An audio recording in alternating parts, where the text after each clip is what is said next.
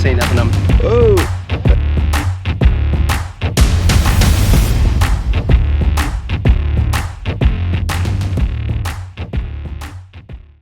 What's up and good afternoon, guys? Welcome back to another video. Dedic, what are we making? Art? Art, abstract. Abstract art, I like it. Alrighty guys, so thanks to our boy Darren for getting the Mini X fixed. She's all up and running. We gotta get her back out to the ranch. It's not ideal brush cutting weather. We might try it a little bit today, but we've got some bigger stuff planned in this video. More equipment, because you guys seem to love the equipment stuff. And well, Dedic was supposed to leave yesterday. His flight got canceled, which means we get Dedic for 2 more extra days. And that means we're gonna put Dedic to work. And Dedic is an absolute huge help. And I am super stoked to have him back around. Albeit very temporarily, but we are hoping that we get to make this permanent pretty soon. Look at this, guys. Look how nice he's got this all laid out. That's a good guy right there, buddy. Appreciate you, man. That's a nice shirt. Where'd you get it? Workforapparel.com if you want to get yourself one right there. Just, yeah. What's it look like on the back? Man, that is a nice shirt. Just dropped on the site. Go check it out. All right, we'll get the Mini loaded up here. Then we got to fuel her up because I do not trust the fuel that's in the transfer tank anymore. We're only running on that 5 gallons I put in it the other day to test it.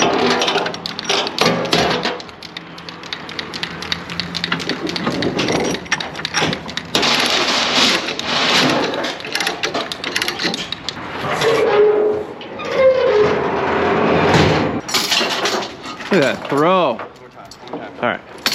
Oh, jeez. One more time. Told you I'd get it. You scratched up my brush cutter. Never doubted me once, right?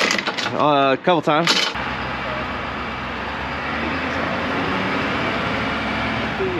Now we gotta make a quick pit stop because, well, we drained about $100 of fuel out of the Mini X. And well, you know, we ain't gonna use that, and I'm kind of scared to pull off that transfer tank again until we figure out what's going on with the fuel that's in there. So we're gonna top the Mini X off. Well, at least we're only, you know, $6.57 today. The old $66 for 10 gallons here. Thankfully, these Mini X's are very efficient, and I think it's like a 13-14 gallon tank, and they'll run forever on 14 gallons. Dedic's working hard in here, buddy. How we looking? Oh, Watching laser cleaning TikToks. Oh, nice. Can we get one of these? Yeah. Only like 30K. And a new day is upon us. We brought the Mini X up to the house yesterday. I am excited to go try out that brush cutter, guys. I think we're gonna be okay without that one-way valve.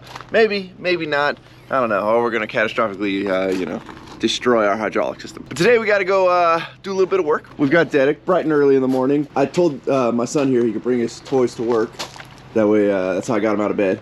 Yep. Oh. Yeah, this is all bonus days. This is all bonus work. We've got the Rough Country refrigerator all loaded up. Well, barely loaded up, but loaded up enough there for the day. This thing has been a lifesaver on job. But we've arrived on site. I'll give you guys a little walkthrough from up above here on the street because you can get a good shot of everything.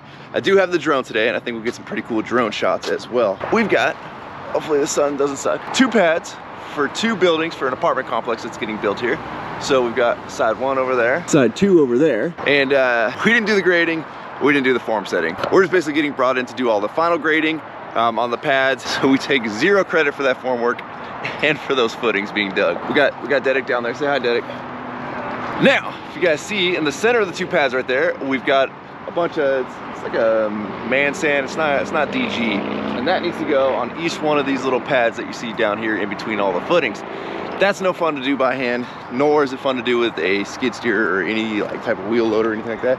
So you got to be able to reach way back there and get it in. So we've got the Pettibone over there, or depending on what part of the country you're in, long reach forklift, off-road forklift, all-terrain forklift. We call them Pettibones, and that's what we're going to be using to scoop and extend the boom way out. I don't know how big that one is because again, we didn't even order that. We're last minute being brought in here to kind of save the day and get these pads all graded out. So hopefully that thing's got a long enough reach, but it is definitely not the biggest ones that they make, which means it's not gonna have a super long reach. Now I hate coming on to projects that we didn't do start to finish, so we're just kind of figuring everything out right now on day 1. Dude, look at all these rocks. Like, this sucks to work in, but these rocks are so expensive. 3 foot by 3 foot by 3 foot, so 1 cubic yard pallet at Home Depot right now here of like river rock. Obviously some of these are a little more coarse than river rock. It's $1,000 at our local Home Depot. All right, so we've got rolls of plastic here. Oh, they're going with the black poly. Again, we're just using what's here. So we got 10 mil black poly. We're gonna use this as our vapor barrier, which is gonna go down on each one of these pads, and that's gonna keep water from coming up through the concrete. So don't go down that hill, dude. Think about just tossing over the fence. Hold on, let me make sure what's over there. We don't want to put a hole in it. Yeah, toss it right here. You're good.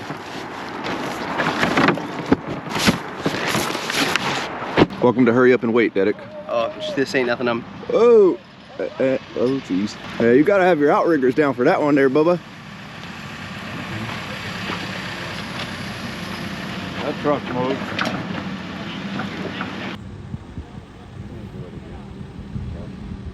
Dude, he's gonna miss half the back of the truck by the time he pushes that thing out. All right. Bailing on that load, bailing on that load. All right, well, they've abandoned going over the fence over there. So now they're gonna try and load from the street.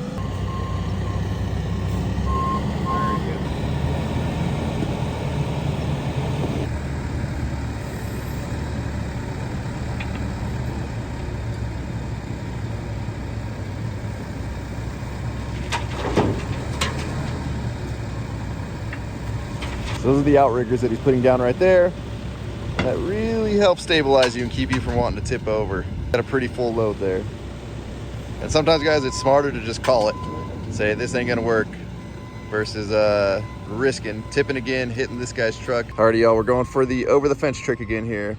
He's trying to straighten up the fence and he's up going down. I mean, hopefully it's good, you know? We're not rooting against this guy, we're rooting for this guy. Yeah. The quicker they get done, the quicker we jump on. So guys, we're waiting. Apparently, again, we just kind of got this dropped on us here to come help out. He's got a guy using the pettibone to haul out dirt. There's a dump truck on the other side of the fence there, and well, as you can see a second ago, that guy must not have got the memo. You gotta put the outriggers down on these pettibones when you're reaching out with a full bucket load of dirt. I mean, dirt is freaking, especially all the rocks in here, it's heavy. And these pettibones, they will tip and become a big old trebuchet real quick. I mean, you're gonna encounter some weird stuff on job sites sometimes. Let's take a moment to admire this interesting form work here. Again, this was not us, but we got some interesting stuff going on here. And you know, I'm not gonna say it's not gonna work, but just some interesting form work going on here. Some of the stuff gets cleats, which is basically where two boards come together.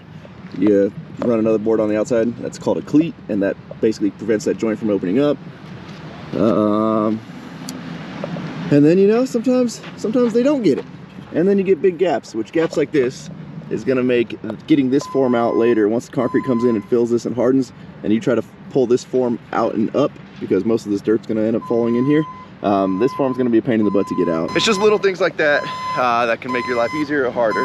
We're just dealing with the hand that we got dealt, which is come in, get all this set up for concrete, and pour the concrete. Now, it kind of sucks that they scheduled that happening today on the same day that we needed the pettibone. And then again, they didn't order like the biggest pettibone you can get, which is what they probably should have for this job. Also, granted, if you rent a pettibone and you get the bucket attachment on it, it's deceiving because the bucket's giant, so everybody goes for a full fill on that bucket. And it'll do that as long as you're not extending your boom out or lifting up too high. But a lot of people think, well, it's got a, I don't even know, freaking 3-yard, 4-yard bucket on this thing. Then we fill this thing all the way up and then try to boom out with it. And well, as you guys saw, it's not a good thing. And then once that happens to you, you get really timid. So I'm not gonna say anything about this guy's operating, because a little scare like that will kind of really slow you down for the day. And I'm not gonna say that's not gonna happen to us. I mean, we gotta reach out. We're not even gonna make it that far. It sucks. I wish they had gotten the bigger pettibone. You know, there's a good chance we might get a little tippy today. We're gonna use the outriggers. You have to anytime you're going out with the boom when you got a bucket on these things. So we'll use the outriggers, and we're gonna hope that on our side of things today, we're a lot safer. Alrighty guys, well, it is our turn here. We are up.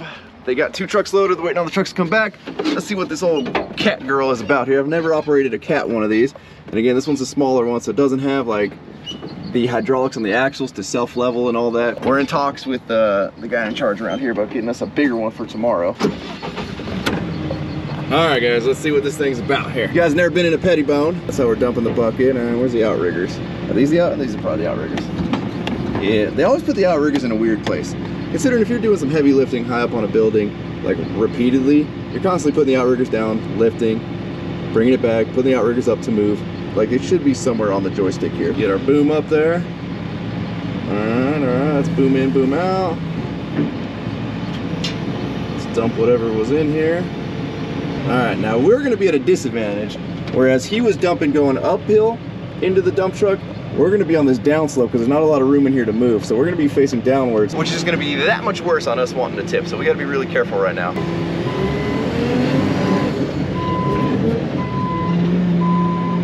Keeping my load nice and low here.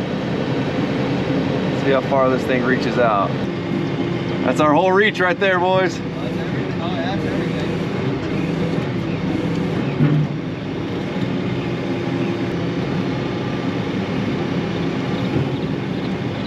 Dedic, what's life like on the wheelbarrow crew over here? Yeah, you know, I'm learning some things just by watching. You don't even got to talk. As long as you're observant, you learn. Like, I already learned I was blowing my back out because I was bringing the wheelbarrow in and we were loading up, and then I had to sit there and do that. No, man, you started the way you want it. Turn it around, and then all you do is just scoot it out, pick it up, and go. So we're calling an audible. The owner of the property is bringing in a bigger telehandler, and that'll give us another 20 foot of reach, hopefully. No. And the dump trucks are back, and the guy that was loading them left. So I guess I get to load the dump trucks now. Let's get some loads of dirt loaded up in these trucks.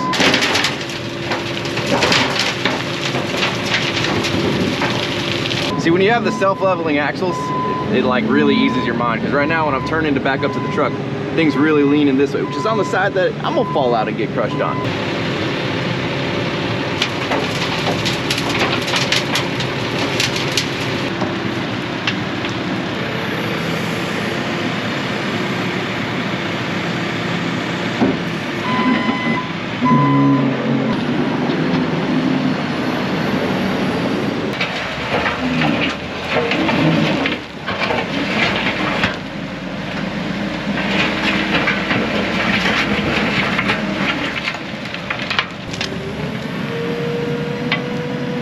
Okay, so well, we ate up a good bit of our time here getting these trucks loaded. We've gotten about as much as they're gonna haul out of here today. 2 trucks, 2 trips, so 4 truckloads. We're out of here. Here's our little load chart so you guys can kind of see. We've got the 2-yard bucket on there. I'm assuming 2 yard. I said 3 or 4 earlier. I was incorrect. Yeah, they don't want you booming all the way out, and even boomed out to about 25 feet. You're to a 500 pound limit, which 500 pounds of dirt and rock isn't very much in that bucket. Obviously, closer up, you got a full 5,400 pound limit. We're definitely exceeding some stuff here today. Yeah.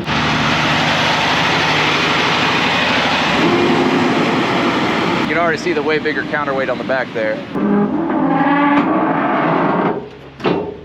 How much more sand do you think we're getting in?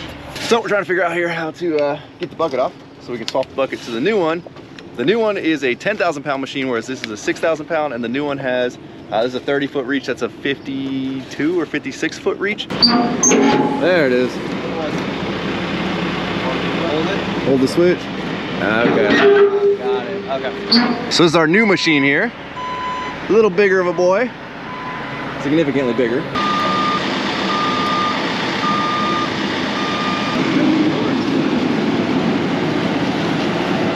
All right, buddy, ready? Yeah. Now we get some real work done. Finally. Got a man-sized machine. About time. Good thing they got that Tonka toy thing out of here. All right, let's see what changes. You know, when you jump up to the TL1255D here. D is for Dedic. Very capital D there. Capital D, okay, okay, well. Let's see, let's level out. You guys can see, I'm gonna not move the camera there. You can articulate left and right, level out. It's gonna make it way safer.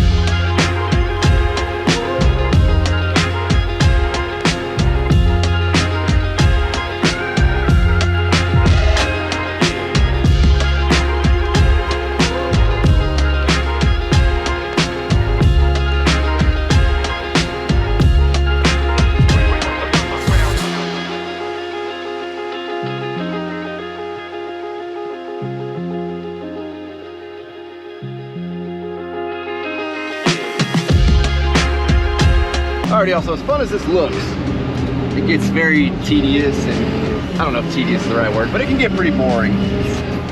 Especially considering every time we want to send the load out, we have to put the outriggers down, otherwise this thing's going to want to tip. Come back over here, and you know, these things are not quite as maneuverable as, say, a bobcat or a wheel loader.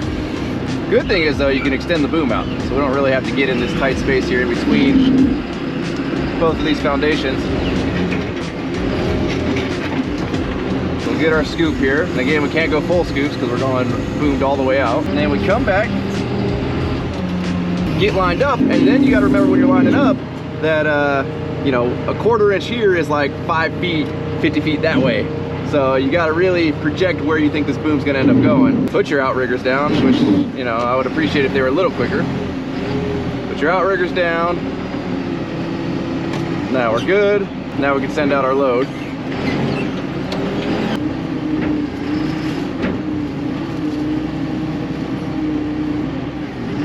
Now, unfortunately for this owner, this is a classic case of you get what you paid for. We were supposed to come in, grade the job, dig the footing, set the forms, tie the rebar, and pour the concrete.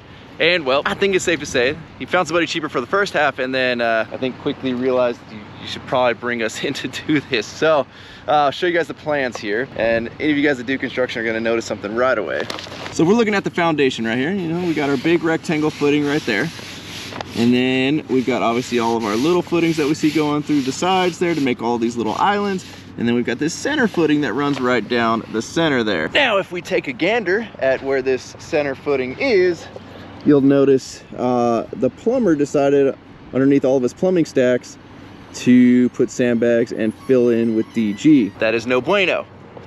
The inspector is not going to approve of you just filling your footing in like so. So what plumbers typically do is they'll use rebar like this, and that holds up their plumbing, because obviously you got to have fall from your plumbing. Whichever way you're going, you need to fall, because, well, you know, poop runs downhill. So I don't know whose idea it was to bring the sandbags in to fill up underneath this, but that's no bueno. There needs to be concrete continuous through this entire footing. And speaking of footings, let me show you guys the size of these footings, what they're supposed to be. Right there, you'll see the footings are supposed to be 15 inches wide by 18 inches deep for all of these footings you see here. If we take a gander, I don't even need to pull a tape measure out, but I'm gonna say that's not 15 inches wide. That's closer to 30 inches wide, as are these, as are those, as are all of them. If you look, they're digging in a lot of river rock, and it's tough to get nice, clean, straight edges on your footings when you're digging through stuff like this. I totally understand that. I'm not gonna say we're perfect in any way, shape, or form. However, when you start to dig your footings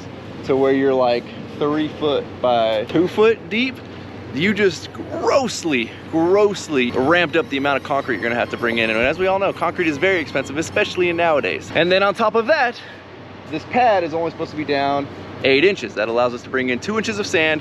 We have to put our vapor barrier or our roll of plastic, and then we put 2 inches of sand on top. You got a 4-inch concrete slab that goes on top of that. So there's 8 inches total in there.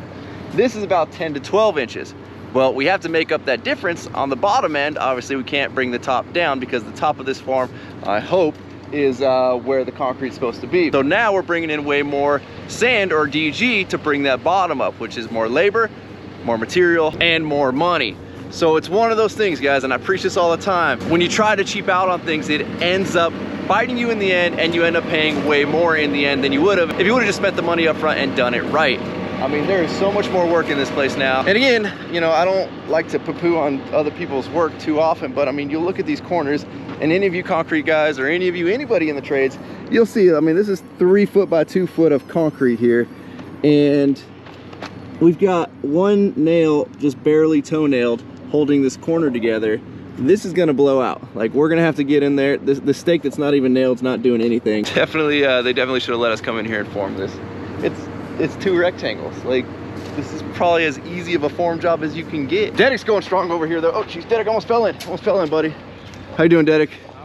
You know, hanging in there. You got it in and out, double. This job would be a little better if I remember to grab my straw hat, my work for apparel.com one. Where's it at, in the Bronco? In the Bronco. You didn't leave it in the bathroom when you had to go drive to go take a poop right now? Thankfully not. I would not dare to bring something that nice in there. So what Abel's doing is, you guys can probably see, maybe you can't see, we've got our string line set up right here. This is top of form. So there should have been 8 inches below this is where this dirt should have been.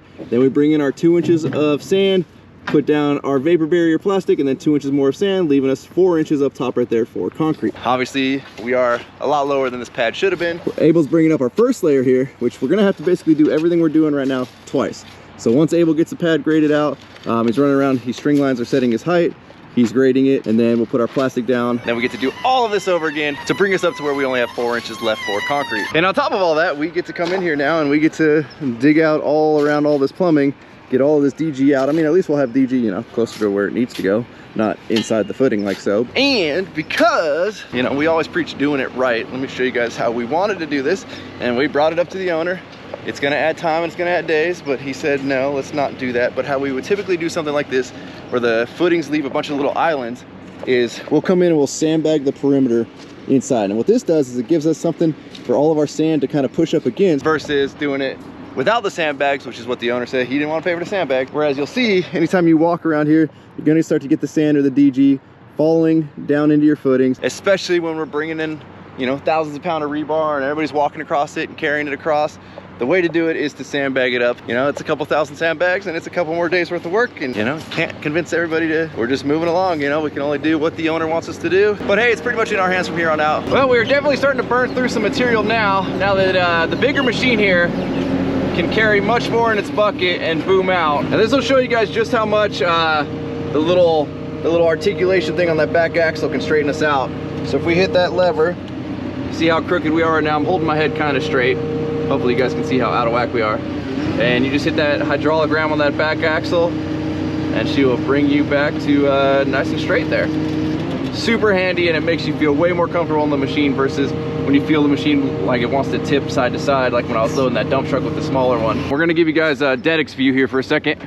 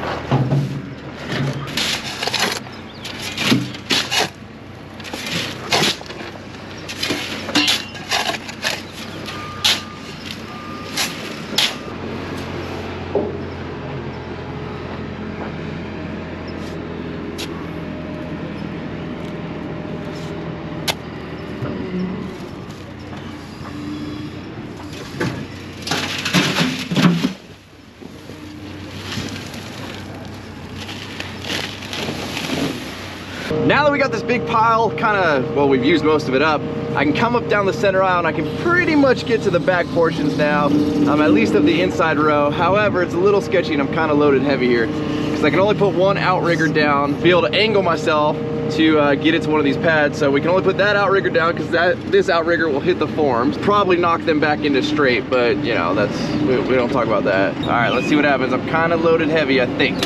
Go out nice and easy like. Let's see if we can get to that last pad. I really hope so, but I kind of doubt it. We're gonna get it. Oh, we're so close, so close. Oh no, we got it. We got it. All right, let's go for our dump. We made it to the last pad.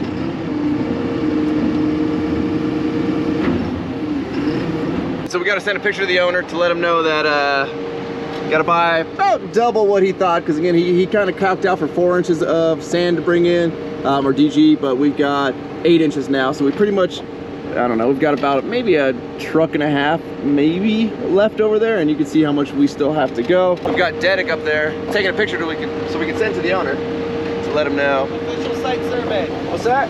Official site survey. Are you taking a picture or video? Oh, required by OSHA. Great work, buddy. Watch your fingers. Pinch point, pinch point. How's that? Oh, beautiful picture, buddy. Beautiful picture. You're hired. So, with, you know, having to wait in the morning to get that dirt and stuff out of here, and then kind of putting a game plan together today, then swapping machines, you know, this is unfortunately as far as we got today, but most of the hard stuff is done. At least like trucking the most material. We still got to do that back corner, so there's still going to be a good amount of handwork and a good amount of wheelbarrowing, but we got the majority of it done. We had to go say bye to Dedic though. Well, you guys got to say bye to Dedic. I'm gonna say bye to Dedic in like 4 hours when I drop him off at the airport. I'm ready to get on a plane in 3 hours. See, guys, most people would have been like, oh no, our flight's canceled. Well, we're just gonna take a couple more days to relax here. Not Dedic. Dedic jumps in straight onto the crew, helps us out today. Very appreciative of him. Thanks, Dedic, buddy. No problem. You're the best. Whoa. Oh, no. Whoa. Dedic, That's the winner. That's the winner. Is this so you don't have to come to work anymore? That was so I could use the restroom. Well, I guess we jump back on in the morning. Minus Dedic. Bye, Dedic. Yeah, sorry, bud. We're gonna miss you. Bye, guys. I'll miss y'all more. It's not true. That's true. Alrighty, y'all. You know, things feel a little lonely over here without my good buddy in the next seat there, but we're back on our way to the job. We are rushing right now because I'm just a little bit late, and we got more sand coming in today. So we've got 2 trucks and transfers coming because, well, when you dig your pad too low, you end up having to build up a lot more, and now the owner's at double the cost of his sand. Oh, look at that. We've got one truck here. His trailer must be parked somewhere down the street. Get the muss. Here we go.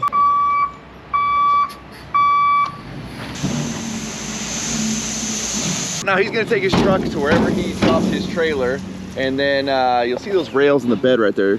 The trailer has a box similar to the dump bed that's there, and they have a little chain drive system, and it drags that box into the bed of the dump truck, and then they use that hydraulics from the dump truck to actually dump the load. So I was joking around with Dedic the other day after we ate lunch. He's like, oh man, I really gotta take a dump.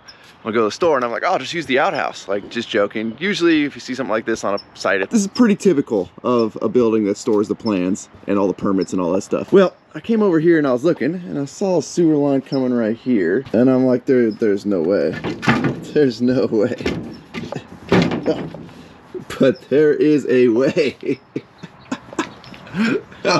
This is the outhouse. There's like a legit built-in outhouse out here.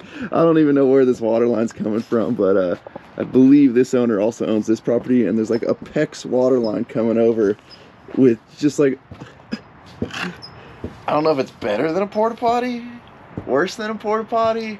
We know it's cheaper than a porta potty. And he's back, so you can see he's got the one tailgate up because the other box is inside there. And then he'll lift the tailgate up of the second box.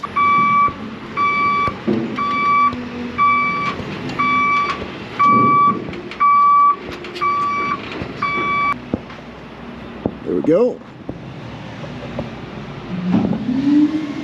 You guys can see the wheels down below there, how that box slides into the truck itself.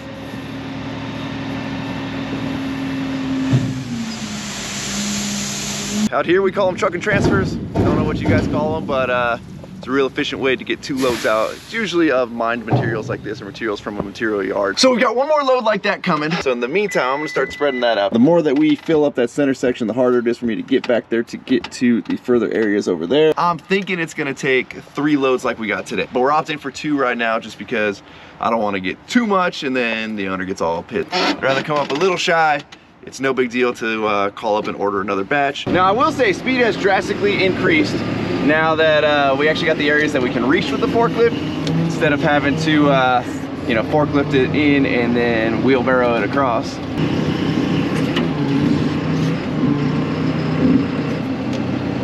Get our outriggers down.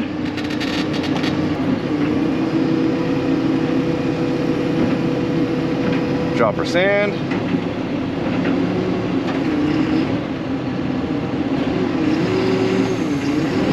So we burned through a good portion of that first truck and transfer they brought us. This is gonna be our second truck, and then he'll bring the transfer in a second, and then we've got 4 more, well, 2 more coming, which is 4 more loads. Sí. Oso es un capitán.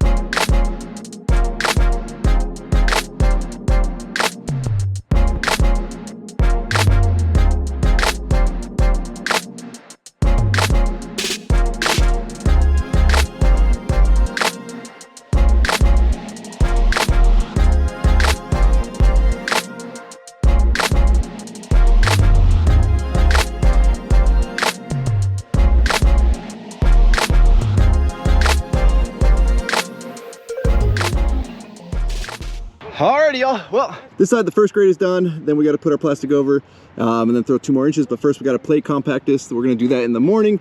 This side is almost done. We got about 5 or 6 pads on the back there done, but we got most of the material here. So first thing in the morning, these are going to get all nice and graded out. Now, I probably should have prefaced this in the beginning of the video, but the point of this video isn't to poo on anybody, as I say. Albeit, jeez, I can't stop looking at that shoddy formwork. The owner of this property has been super cool, and he's said multiple times how he's grateful that we are here now to fix a lot of the stuff that you know, clearly we have kind of brought up.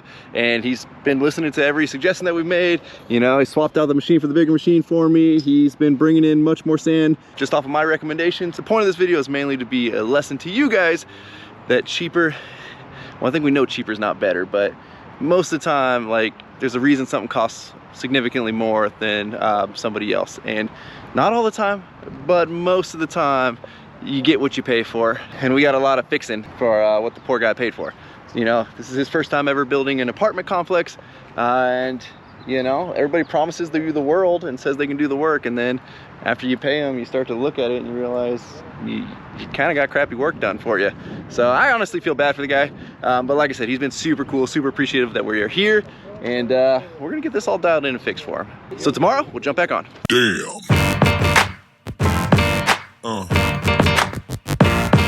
Yeah. Yeah.